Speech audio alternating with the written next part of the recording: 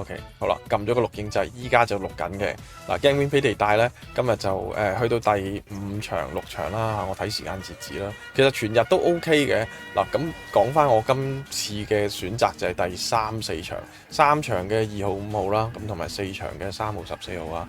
咁啊，上次爭少少先至中 Q 啦，都冇辦法嘅，揀錯咗。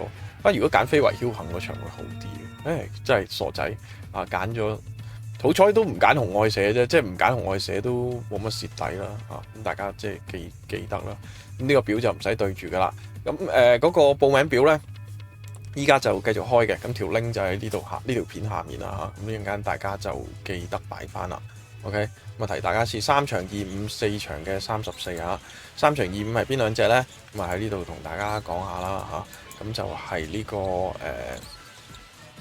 3場25，3場一支箭同小飛俠啦，4場嘅3就係會長之寶啦，同埋14咧就係維港激流啊，飛來閃耀啊，鄭醫生嗰隻咧就佢操練上我始終都係有啲懷疑，雖然何言就同阿鄭醫生講話冇事嘅，咁但係咧我就諗都係算啦。